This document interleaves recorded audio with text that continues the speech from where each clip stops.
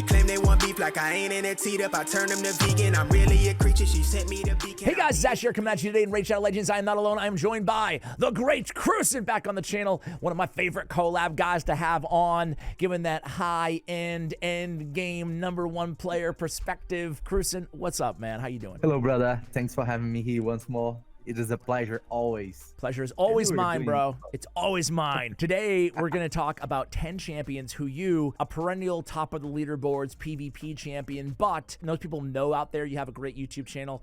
You go in and you do like more account takeovers than anybody I've ever seen, bro. Like you were in there making magic of people's Hydra and Chimera and everything else teams. So you're one of just the most all-around knowledgeable guys that I know in all of Raid, and I just love chatting with you. I always pick up stuff, and the viewers love you too. So we're going to keep having you on a lot, man. And you have 10 champions that blew you away as a top player in this game in terms of how good they were.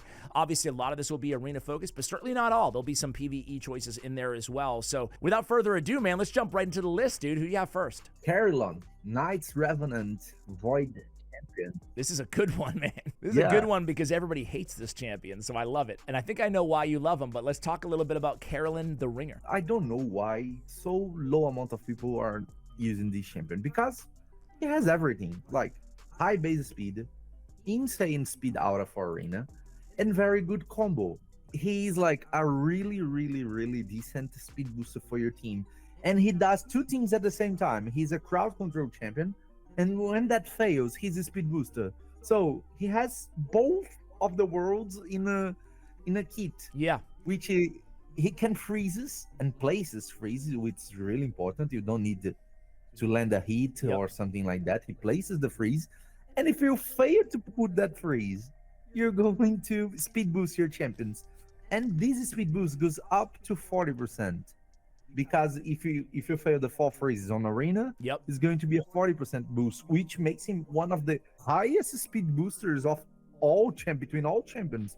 Only losing for the champions that single boost a like very a high amount of them. Kruysen or Lamasu. Yeah. So he has like, this is insane. This is an insane speed boost. And at the same time, all his hit has some utility. You know, he has a AoE A1 that can decrease the duration of buffs, so you can, okay, I'm gonna start, but I don't want to be so fast. Let me try to remove some stone skin with his A1. It can happen. And it's 50% of chance, so it's high chance, you know, and it is AoE. And on his second skill, he has Weaken and Hex, which is pretty good, pretty decent. All of these two debuffs works pretty well, and that's the second thing I want to address about him. He's a really viable champion to bring to the Hydra if you're doing Titus keys, because everything you want for one of the supports is to have Weaken and Hex, because that's everything Titus needs to splash his damage. He doesn't need the decrease defense, because with gear and relics and everything else, you're gonna decrease the defense for the amount that you already need. You need the Weaken to increase the damage and the Hex to splash the damage.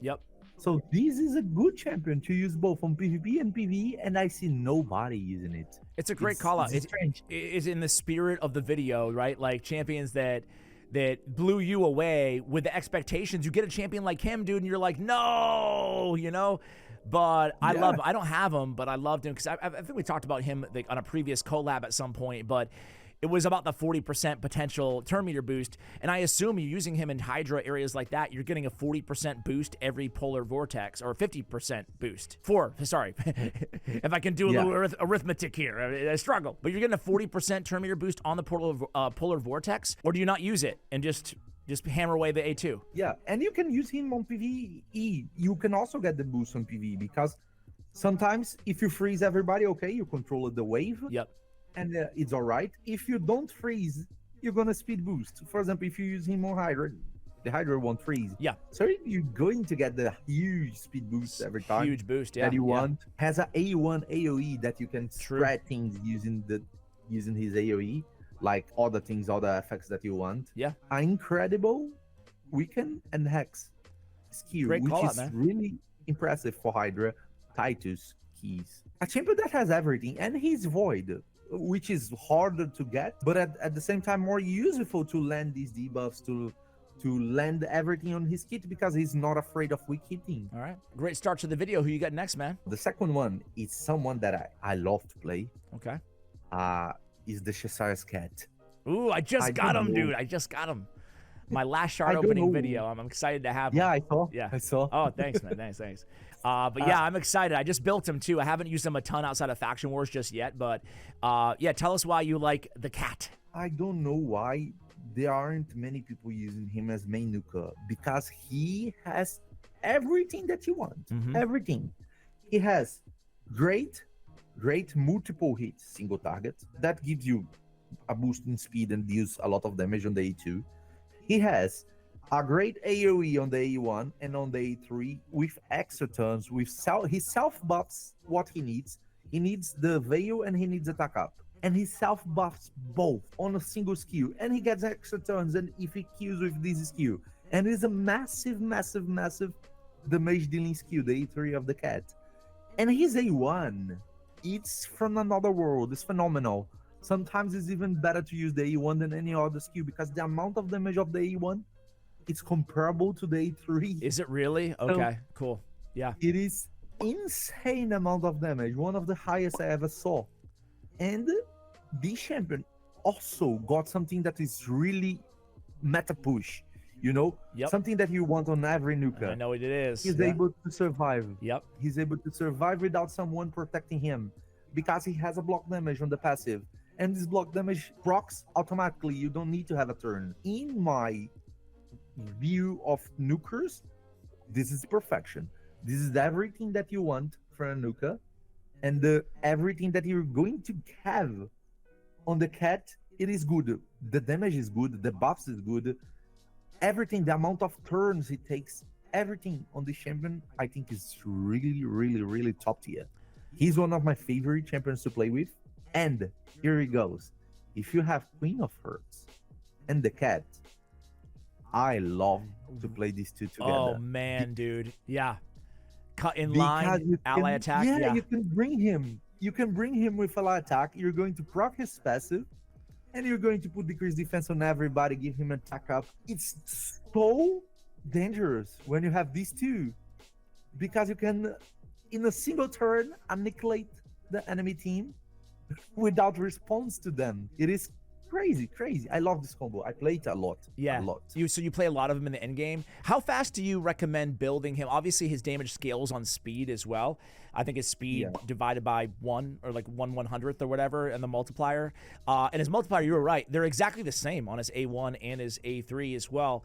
So are you building him, you know, way faster than most nukers, or are you at least prioritizing speed on him as well to make sure that he's getting that damage? Okay.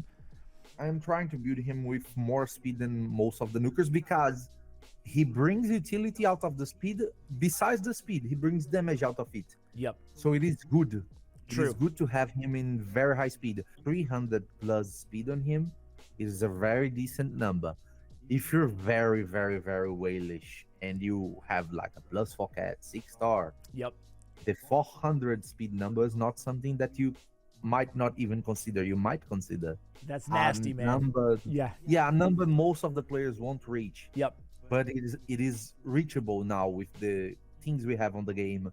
Nukers with 400 speed are starting to show up. He will not lose damage by doing that, and he will surprise many opponents by doing that, and you're gonna win fights with that. All right, great call out here. Do you how fast is your Cheshire Cat? I want to ask. Mine is 222, if not mistaken. It is a +1. I don't get extra speed for that, but it is 6-star. All right, awesome, man. Who we got next? Fatalis. Oh, you're one of those.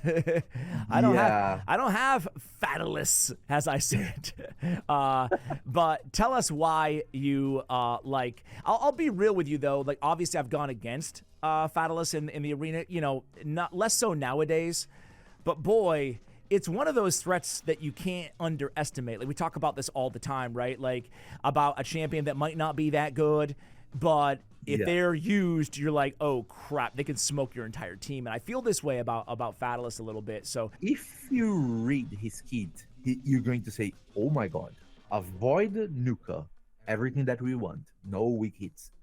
With the ability of ignoring Stone Skin, doing damage, HP based, survivability, a little bit of survivability in the kit, you'd see, oh gosh, the champion is crazy. But when you use him, you're gonna say, oh gosh, he does not deliver that much damage. And automatically, when you have a nuker, you want to press a button and destroy the enemy team with a single skill.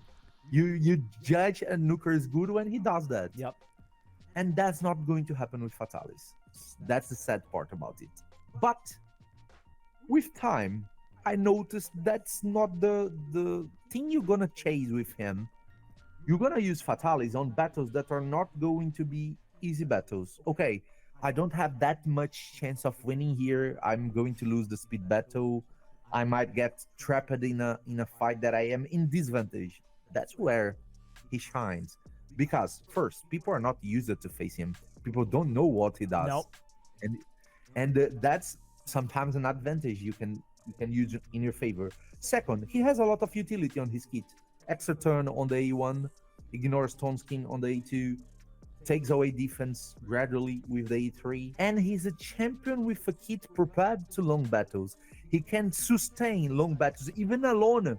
Your whole team's dead, and Fatalis is there alone. Yep. If you have mechanics of replacing the shield with your skills and your passive, brother, sometimes you fail to have enough damage to kill him. Today I received a message on Discord, and he was like, oh my god, my +4 nice lost a battle to a Fatalis.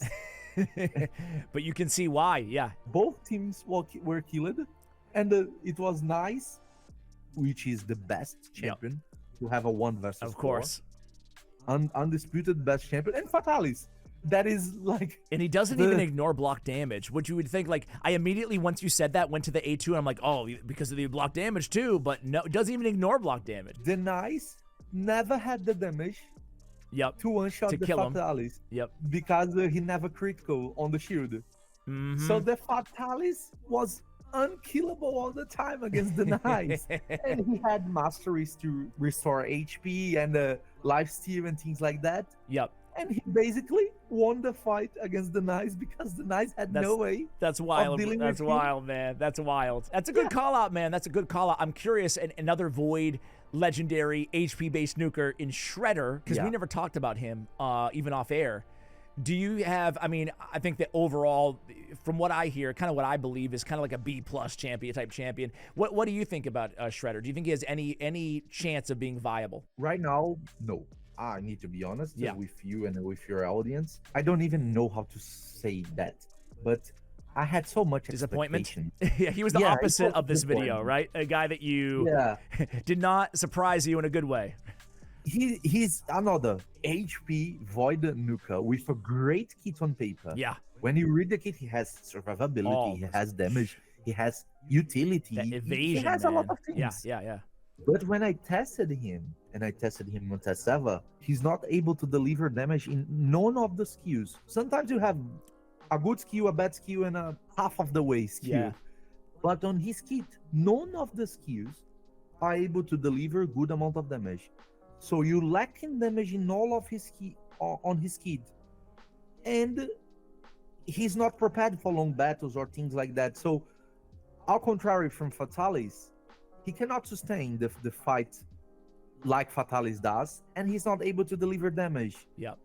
So a nuker that does not deliver damage and does nothing that you can provide something to your team, at my point of view, is a failure as the whole role that he should do. I have Shredder, I drive 3 accounts, they all have Shredder, and he's a champion that is sitting on the vault at the moment. I use him in a couple areas, but it's not like he's imperative to those areas, you know, and that's restrictive content. Okay, let's move it on, though. We're not here talking about Shredder, but I just had to get your thoughts, dude. Who do you have next? I know that it is not the most common thing, but I needed to add this mythical to the list. Only mythical on the list. Who is it? It is Kurosa. This one is surprising to me. I don't have her. And honestly, you could make a case that every mythical like can help a lot of accounts, you know, given how good they are. But yeah, give us the rundown on Kruysen, man, because I didn't go for her. I just have this thing that even as someone who spends in this game, man, I'm not gonna go pulling primals on a non 2x, man. But yeah, you know, neither me. Because she had an event for a 10x without a 2x on primal shards. Yeah. Anyway, why do you like her? I don't see a lot of content around her. I think people don't know how good she is. How good she is. Because when a champion comes out and he's outstanding, everybody wants to have him. Everybody's doing content around him. But she came out and we said, okay, she's not as good as the champion that we already have in the meta. She's not a Nice. She's not a Nell. She's not a Siegfried. But she's a way above everybody that is not these champions. You know, she has everything on her kit. She self buffs, she protects your team, she brings two different buffs, one more defensive on the first form, one more offensive with the shatter on the second form, and she brings so much to a champion that wants to nuke. When you want to nuke, you want to have your turn and delete enemy team, and she's able to deliver that.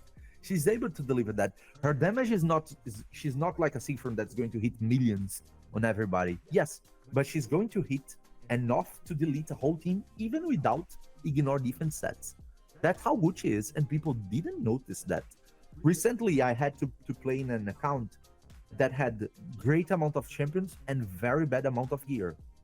And I needed to play champions with very different gear because we don't have gear at all.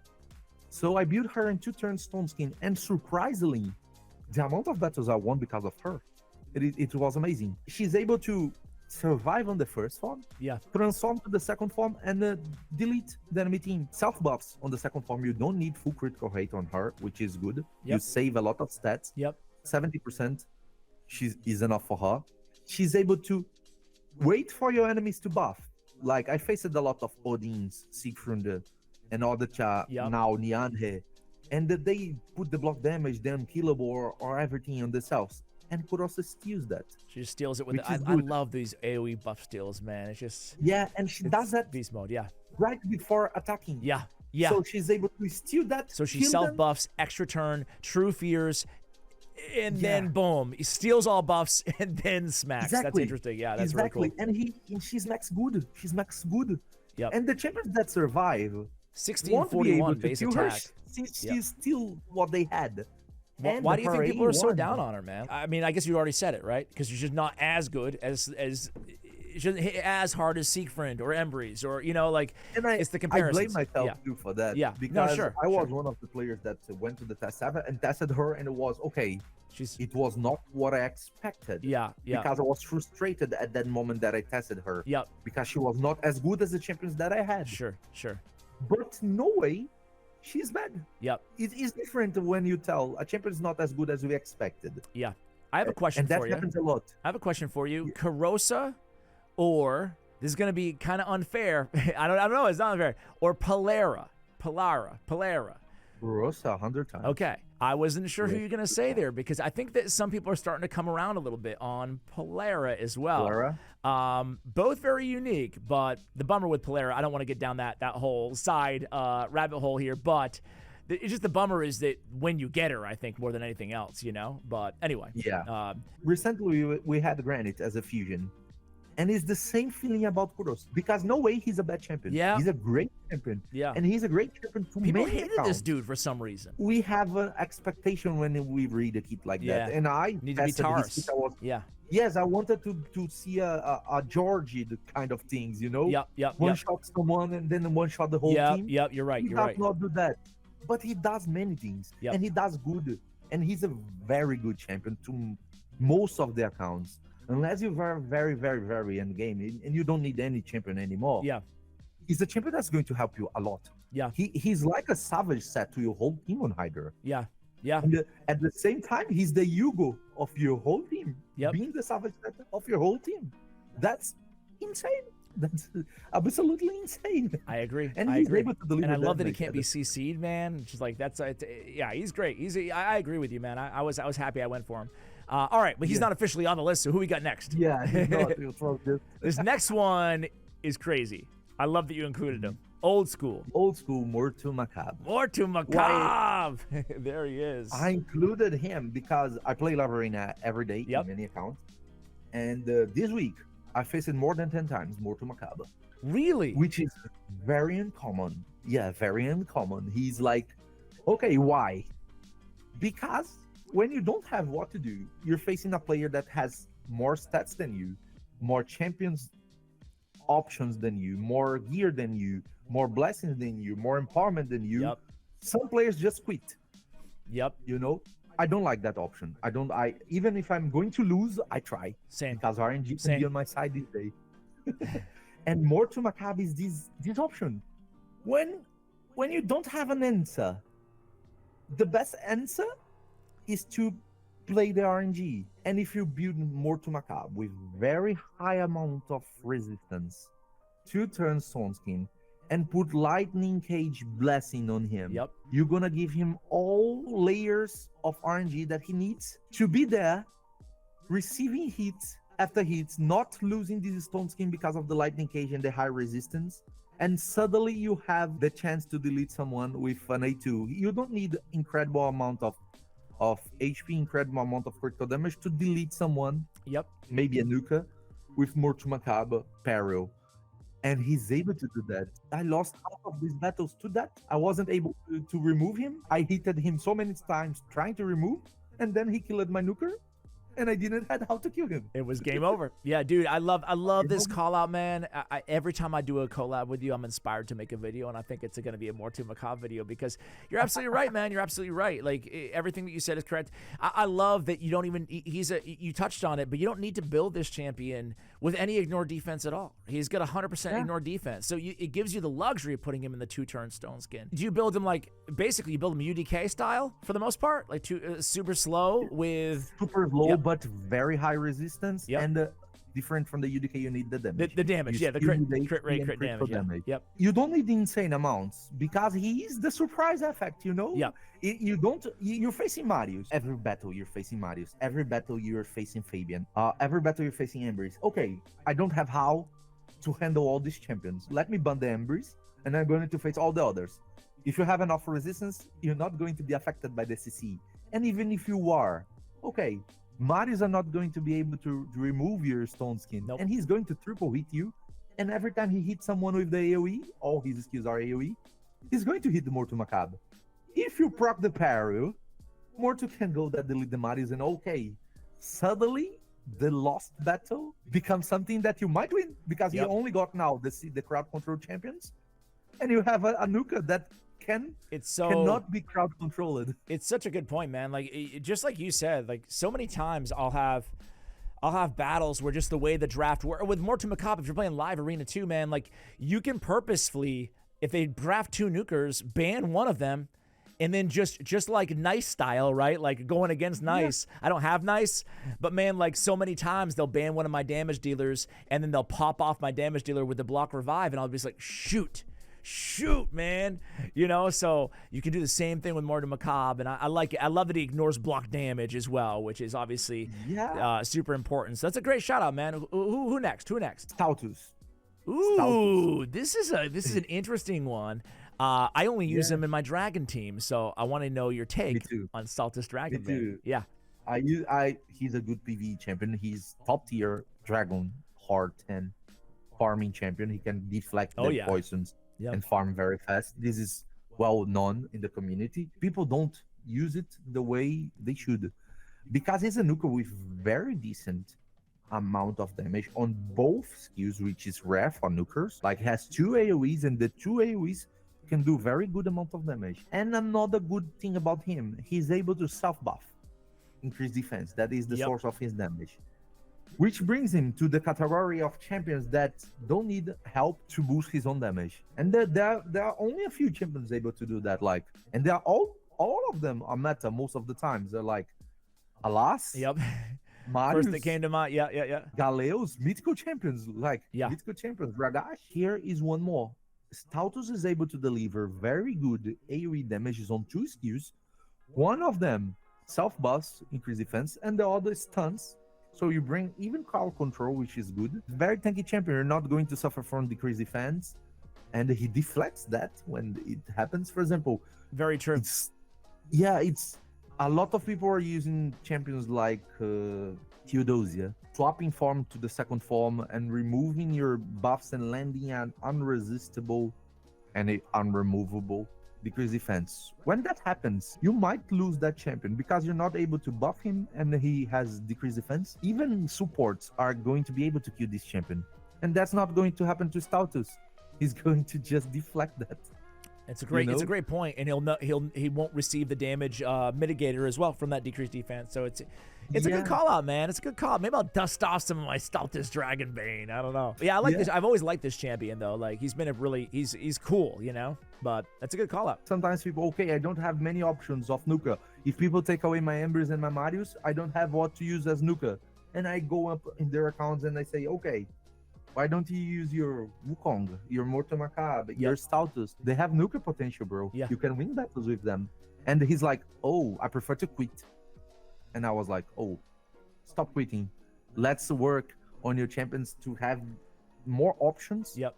And through that options, you're going to win battles that you don't expect it to win. Oh, it's so good when you win a battle with something that people don't expect you to use. It's so true. It's so I true. am sure that I was clipped when people beat me with Mortal Macabre because I was like, oh gosh, I can't believe I lost. I know what's going to happen. Yep. And I cannot avoid. You can't. There's nothing you can do about it. Yeah. It was the last peak. I need to know other things. Yep. Otherwise, I'm going to you lose. never want to waste a ban on Mortal Macabre, but then you know what you might be in the store for. You know, that's it. You know? Who we got next, man? Stock. Fusion. Ogre Infection. I love this dude, man. I love this dude. He's wrecked me in the arena recently. He's wrecked me. Yeah. He's not the champion that you're going to use actively, you know? He's the champion that he just needs to be there. And right now, the strongest, there are two teams on arena, all kinds of arena, live arena, tag team arena, classic arena, platinum arena, siege. All these areas of the game, these two teams are like superior offensively. You use them to attack other teams, not as defense. They are a lot superior to any other teams. One of them is the Four Turtles. You know, Leonardo plus Four Turtles. Yep. Leonardo and three others. This team is incredibly powerful. If you have more than one Leonardo, it's even stronger. Donatello to Leonardo's Raphael, amazing. Yeah. Amazing. You're gonna beat 99% of the teams using that. That's the first team. The second team is a very pay-to-win team, but it's where Stocks plays a major role. He's able to make your poisons and your HP burns hits through the block damage, and that counters the whole meta that we're having right now. Yep. That how do you counter Nell? How do you counter Volcanus? Yep. How do you counter Cavalax? How do you counter the poisons of the Gnishrak? How do you counter that? The Gizmuk? Those are the least favorite teams to go against, man. I don't know about you, but like when they hit me with the Cometus, the Stock, the Balar, Nels. I mean, I can go on, but like when they hit you with too many and they ban your Marichka, you're like, shoot, am I just gonna lose immediately? You know? And the Stocks is even that point. He doesn't need to do anything. You just going to put 2 turns of Stone Skin on him. 0 speed, like a lot of tankiness. You just him to be alive there. The cool thing about him though is like he's a beast everywhere, really. You know, like you could use him in that. You could use him, I would say, for progression arena as well as a turn meter booster. He's not the fastest, but he's got the 20% turn meter boost. And speed aura. It doesn't, you really don't want to use him first because you want the poisons first, but he's got a nice turn meter boost. You can use him in PvP, PvE, you know, anywhere you can use poison. He's fantastic. Speed teams, you name it. He heals like a mofo. He's got the instant activation of the heals. He's got the weaken. I mean, he's got so much, man. Even little things like whenever allies attack enemies with destroyed max HP, increase the damage dealt by 10%. Just like a bunch of, stacks up all these little things that you're like, damn, this guy is a beast. I know in Faction Wars Hard in Ogren Tribe, I had issues. It was one of our more challenging Faction Wars to totally clear. And dude, he was the missing piece for me, man. Like, or, you know, you just kind of A/B test. You're like, oh, what if I throw this dude in, you know? And for me, Stock, man, I put him in and he never got out on my team, you know? He's the key. Yeah. Oh, and I forgot to mention the team that I was talking about, the second one. It is now Vulcanus, Stock, and a demo spawn. Can be any demo spawn. Carnage or whoever. Yeah. Carnage, Commodus, Duchess. Hate it. Whoever you want. This team, it's basically you make a movement, you lose. Right? It is almost impossible to beat this team if you're not prepared to it. Yep. If this team get you off guard, you're probably going to lose because every response that you're going to try, it is easy to counter with this team. It's like really, really strong, but not easy. 2 mythical champions, sometimes 3. Hard to get. How do you even combat that? Because like the first thing that entered my mind is like, okay, I'm drafting Marichka, I'm drafting Naime, I'm banning Stock, but I'm still screwed. Like it's just a matter of time. You know? You need to be prepared, fully prepared. Yeah. The key to be the champion is not Marichka, is not Naime? Nian. Yeah. It's Ashnar, Yeah. which is crazy Who I don't hard have. because of the Yay. mythical champion. yeah. But to break the combo, you need your stone skins intact, and this team breaks your stone skin through your own actions with HP burn. And to counter that, the only champion that is able to do it is Ashnar. Damn. You know, All right. another champion that when I was doing this list, he was the top one. But I said, okay, let not put 2 mythicals. Good call out. But shout out to Ashnar. All right. Yeah. Who we got next on the list, man? Who we got next on the list? Sulfurion, Oh yeah. Lizardman Void champion. Yeah. And I'm a huge fan of this champion. I used him as main speed boosters on Doc Marrow's account for everything because I love the gameplay of this champion. Yep. He has like a lot to give you. He has very high base speed. He has a passive that allows you to speed boost your team through your HP burn. If you have very high blessing, you can decrease the turn meter of your enemy through the HP burn. And when you do that on the arena, the thing is, why he's so majestic? You are able to decrease the turn meter of your enemies, increase your turn meter, at the same time, you're delivering damage through the HP burn. Usually 20% of the enemy HP goes there with the damage of the HP burn, and you destroy all the stone skins at the same play. You decrease the turn meter of your enemy team, and you destroy the stone skins. So you open all, you take away all Clear the battlefield, clear the table. Yeah. You take away all defensive measures that usually people use in a single movement, and you bring down your enemy team. You bring up your team when he's well built as a speed booster with a lot of hackers, things like that. You have such a troublesome champion because sometimes okay, he cannot win me on the speed race. He does not have a speed booster, but he has a Sulfurion. And you're like, okay, is this guy going to be faster than me? Because if he's faster than me, he's going to destroy my speed boosting strategy and things like that. And if I'm slower anyway, he's just going to delete my stone skin. I'm gonna have no defenses against the enemy team. Yep. And he's so dangerous. And in the top of that, he has a revive that grants him extra turn. So he's a speed booster with a revive. That is very rare nowadays. Yeah. You usually have to sacrifice your reviver to have a speed booster, or your speed booster to have a revive. It's hard to have both nowadays. Back in the days we had Arbiter, Sifi, top of the meta, but now they've taken away of the top of the meta. They still meta, but not top. I have Sulfurion on my account, but I don't have him. I think I have like a 2-star Bless Awakening on him or something like that. So like obviously, I think Incinerate is like one of the most powerful 6 stars out there because you get the turn meter decrease, which actually parlays so beautifully with his kit, right? Like that is.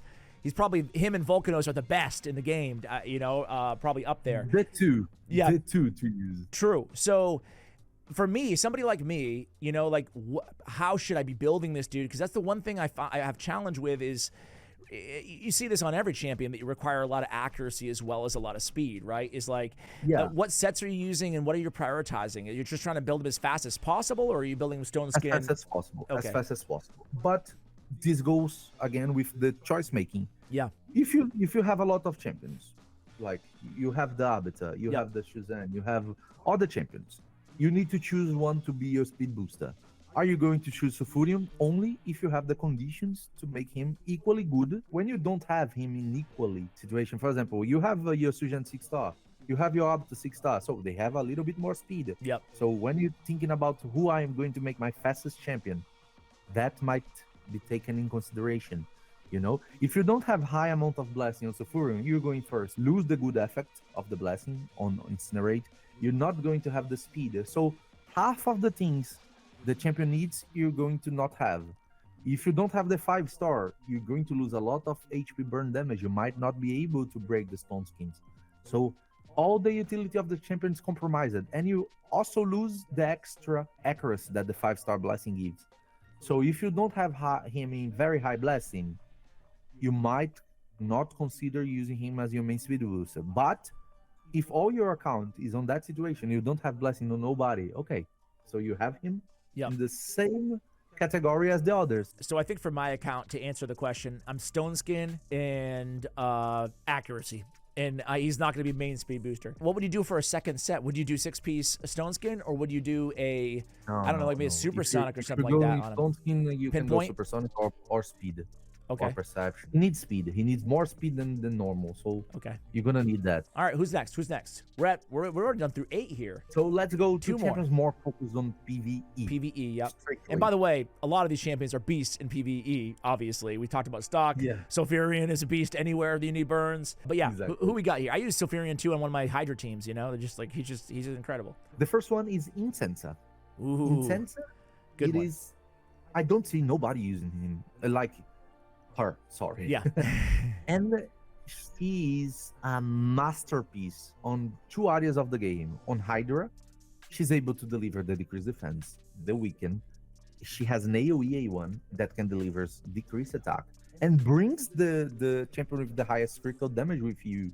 So she's able to do a lot of things and boost your damage, bringing your Nuka every time she uses an A1, which is incredible. And her A2 is so useful Really because is. you speed boost, you heal, you put a poison cloud on your champion so you can protect it. Very useful in a lot of moments. She's one of my favorite champions to use on Chimera too, because of the same reasons of the Hydra.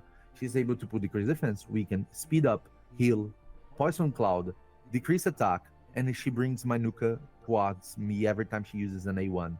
If you have a relic called the Persian Shadow, that looks like a crow, she's a massive champion with that relic, because she's going to have so many extra turns. You put 4 pieces of Relentless on her, you put 4 pieces of Massless on her, and you put a Persian Shadow relic. The amount of turns that she's going to take is going to blow your mind. Like, I'm talking about playing 5 times in a row, and 3 of these times she carries your Nuka with her. And this is so much damage on Chimera. It's insane, man. Some combos, yeah. I see Some some people combos- use her like occasionally off meta in like live arena too, and she's sneaky. You know, like she's not meta, but like this second part of her passive, whenever an enemy receives a buff, their turn meter is decreased by 10%. Like, that's nasty too. Her debuffs ignore block debuffs, which is cool, but also she's like a polymorph nightmare too. But like the A1 too, though. To your point, you're already gonna target your best nuker is gonna target whoever has the least HP on their team. Man, she is a threat. You know, even the A2 as a booster in the poison cloud. Yeah, like, she's one of the 3 champions that can highly boost a single champion. Yeah, and that makes the difference. She can be your main speed booster also. She has very high base 110 speed and a very, very good amount of utility. All and right. the last one, last but not least, is the one focused totally on Chimera. It is Inaugurate. Ooh, okay. She's I always think she's an ogre because of her name. She's a Shadowkin, right? Yeah, she's It's I just noticed. It's like that she right has there. I'm ogre like, in all her right. name. Okay. Yeah. So this is an interesting choice. I'm not gonna lie to you, man. I've never been a huge fan. I know people love her. Like, I know people who have her and use her love her. In a general view, she was only used on Fahrenheit because she has like so many multiple hits. Yep. And on comps that are not meta comps. They are comps that are side comps. You only use these comps when you don't have the meta comp. So she was a side champion, and if you already have a good Fahrenheit team, she's a vault champion. Nobody uses her anywhere. But suddenly, she became the massive asset to the Chimera. This champion brings increased speed to the whole team, decrease attack, leech. She brings increased attack, and she brings weaken. She has a passive that keeps her alive and boosts her damage, and she does that with multiple hits many times, so she's able to deliver a lot of damage. It's not insane amount of damage, but it's good amount of damage. So she's a viable champion to one key the Ultra Nightmare Chimera and bring 5 buffs and debuffs that are extremely useful for trials. She's, for example, on this rotation, the one that we had this week that ended yesterday, she's on the team. She's the key champion to the team that can do all the mythical trials, 25 mythical materials per key, and the Basalt 4-star and the Basalt 3 stars. The champion that is able to do that, it's her.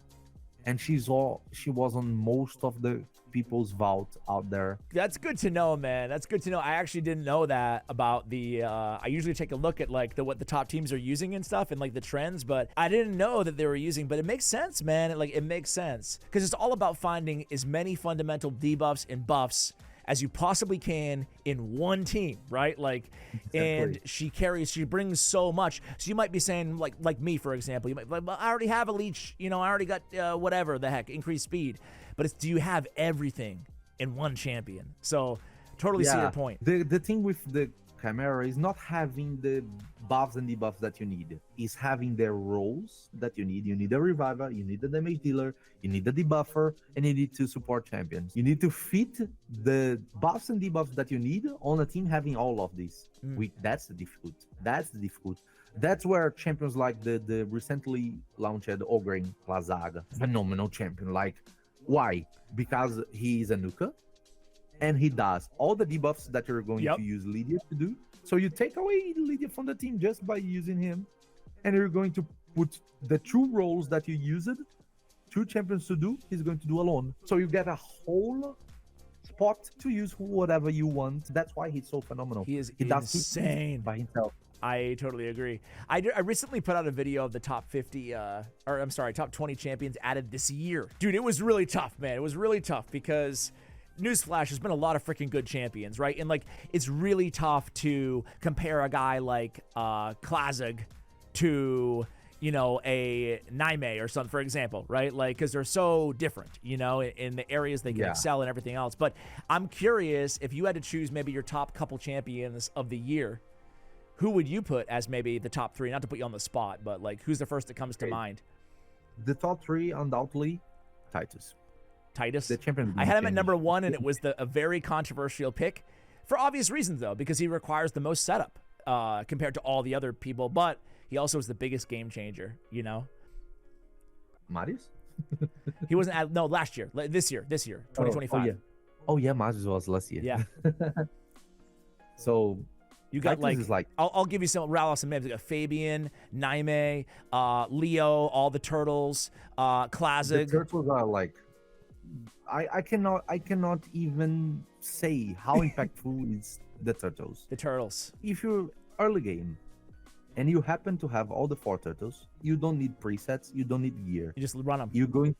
You're just going to beat all the contents of the game, no exceptions, all contents, from Live Arena to Siege to Doom Tower to Clan Boss to Hydra to Chimera. You're going to beat all of them with good results, with good amount of time, without even putting a preset. Yeah. You don't even need a preset. It's insane. That's how good they are. Yeah. Like, I think they are having 4 turtles is the most impactful thing to an account in 2025. Oh boy. Like, you're really revving up the viewers to go hard for the Leo event whenever the heck it's coming. But I'm with you, man. I'm only missing Leo. And now it's like whatever this damn event is going to be do or die for yours truly. What about you? Do you have them all on your account? I imagine you do. Yeah, I got 2 Leos on my account. Nice, man. Nice. I got the chance to play one of my clanmates accounts, and he has 3 Leos. He has like 8 turtles on his account, and I'm like, oh my word, bro. But anyway, dude, Kruysen, it's always a pleasure to have you on. I love your insight. I love your thought process. Hopefully you guys could glean something from this video. It's always great to look at champions that have surpassed our expectations, and that's what these champions did for Kruysen. I did mention the services that you provide, man. I'm not trying to do an ad here, but I know there might be some viewers interested. I know that you're so busy and you do this a lot anyway. Are you taking new clients? And if so, how do people get in touch? Yes, I take. Okay. Just add me on the Discord. It's Kruysen. Okay. All right. Well, I'll try to get you like your friend link or something. Be careful what you wish for, though. But we're late in the video. Only the diehards are still watching. So anyway, guys, check out Kruysen's YouTube channel. I'll have it linked. He streams. He does everything. So all the links that you guys need will be in the show notes below. Thanks again to Kruysen for coming on. Thanks to you guys for watching till the end of the video. Much love. And as always, take care, guys.